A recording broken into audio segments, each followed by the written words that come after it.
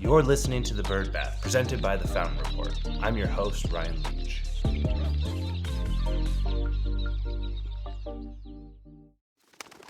Welcome back to The Bird Bath. Each week, we're scraping the surface of the veterinary news you need to know, so let's get into it.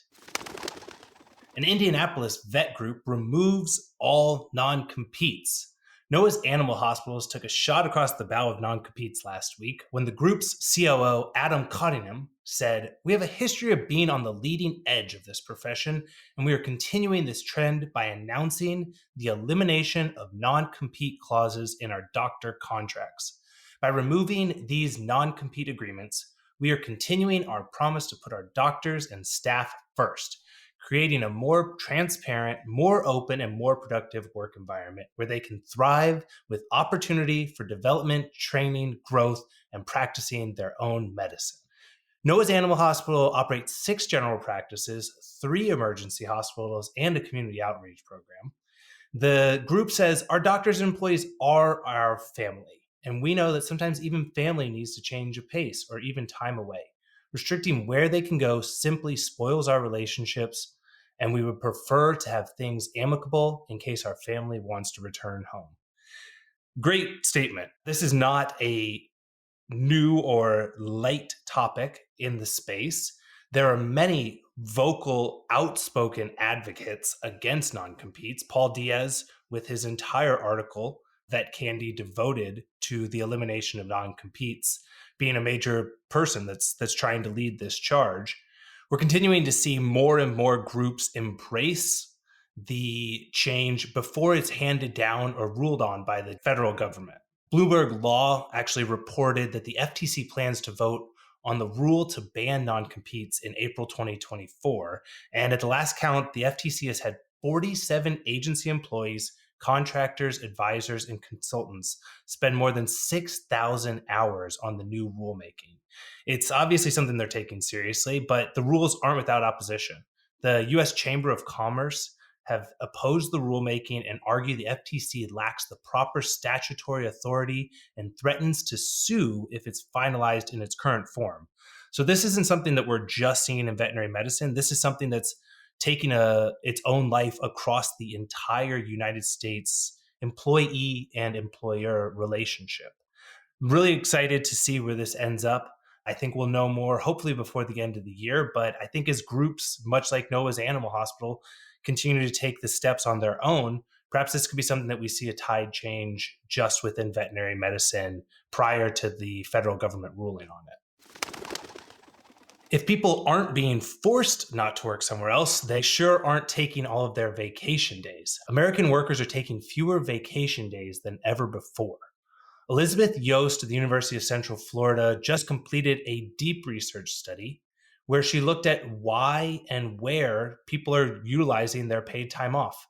Several of her respondents said that technology had changed the feel of their vacations, making them more likely to check in on things at the office. Many others cited the cost of travel as a vacation deterrent. Some said they broke their vacations into smaller, more affordable trips or took time off midweek to run errands or go to the dentist. Doesn't sound like how I want to spend my vacation, but a lot of the trends we've seen across employment agreements are that there's a lumping of paid time off or PTO plans that lump sick days, personal days, and vacation days into a single bucket. So while workers are very flexible and appreciative of these plans, they're finding that it can actually deter people from taking the longer vacations that make you feel like you're stepping away or breathing for a second from work. The Bureau of Labor Statistics backs up all of these thoughts. The percentage of workers taking vacation any given week has fallen from 3.3% in 1980 to just 1.7% today. So the question that I have for everyone out here is, what are you doing? Are you taking PTO, vacation, mental health days? How are you finding the time to step away from what you're doing in the practice, the things that are taking your mind? We know there's an issue in the space about people having perhaps workforce shortages, the ability to have time, the cost of relief and locum work, but managing that about the reduction of burnout and the need for people to be able to really enjoy the time that they have that they're not in practice. Love to hear what you're doing, what your company does, or how you're attacking this. It's something we need to take on head on. Earnings reports came out for many of the large companies in vet space last week. One of the main highlights for a lot of folks was Zoetis. Zoetis CEO Kristen Peck noted that the company expects continued strong growth in the second half, led by their companion animal portfolio. When just looking through some of the numbers, for those of us that don't read earnings reports every week, or hopefully none of us do that too much, what I found staggering was the absolute volume and size of some of the medications that are being sold by Zoetis. So Simparica Trio was the main revenue earner with $248 million, an increase of 5% against the same period in 2024. And the company's dog and cat flea and tick medication, Revolution, ranked second with $103 million in the US market, bringing an 18% increase. That's just staggering to me. And as we look at what the overall size and scale, and one of the things that I hope to bring to you with the bird bath is seeing that there's so much growth and space that's happening in our industry. And if we're just looking at it in the day-to-day life that we see, whether it's within your clinic, whether it's in your group or your business, there is over $350 million of two medications being sold by Zoetis. Very staggering. Let's keep an eye on what the rest of these earnings reports have, but I just wanted to highlight that personally. The WAG Group reported turning a corner. The CEO Garrett Smallwood announced that WAG had their first adjusted EBITDA positive quarter in company history. He wanted to thank his incredible team. And then a number that I thought was interesting, a 10-to-1 lifetime value to customer acquisition cost ratio. They also said that they're implementing AI automation for back office tasks and vendors. To just put that 10-to-1 lifetime value to customer acquisition ratio into aspects, that is if it costs you $100 to bring someone into the practice, you are then making $1,000 on the lifetime of that client. So a 10-to-1 ratio, especially for a group that's doing a lot of hands-on, heavy dollar marketing outreaches, is a really impressive number. WAG Group even grew as they've seen this slow return to office work, and they utilized more investments and acquisitions in the space.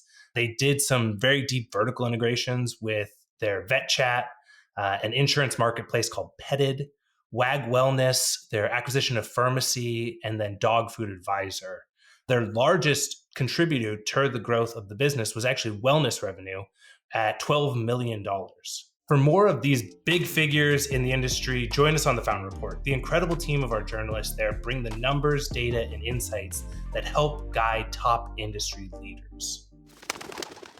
VetAma, a new mobile franchise startup, has proven their concept through their first franchisees. Founded just last year in June of 2022, VetAma set out to offer veterinarians all-in-one mobile practice ownership. VetAma provides veterinarians a fully electric veterinary van, practice manager, veterinary mentors, AI scheduling, there's our AI word, marketing strategy and execution, supplier discounts, and weekly meetings. They're just one of the groups that we're seeing here absolutely blow up in the mobile practice ownership space. As I've seen it and seen the space grow, we're seeing that there's been a slowing of the acquisitions by large groups of individual practices. The practices that have been getting acquired were at way too high of figures for individual practice owners to be able to compete or associates to be able to take that on. And then a greater desire for more flexible work-life balance.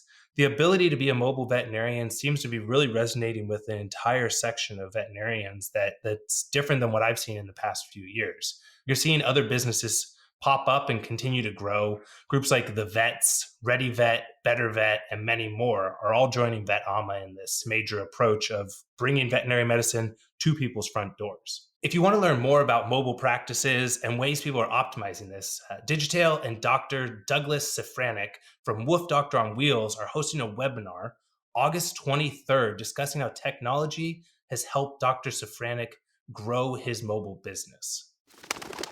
Bark-A, a dog park company, is being acquired by Diversified Partners. Each Bark-A locations includes a bar, restaurant, and event space in multiple dog parks. The company currently operates in St. Louis, Kansas City, and Oklahoma City. I personally had the pleasure of going to the one in Kansas City where, no shame, I went to participate in Taylor Swift trivia with my wife and family before they went off to be big Swifties. And I was absolutely blown away by the business. I've been to several of the dog park bar mixed concepts, and Bar K blew it out of the water. Highly recommend anyone checking it out. And I think we should all be really excited to see where this growth continues based on this funding and expansion that they're planning. A bill giving physical therapists the right to work on animals without veterinary supervision has been paused in California.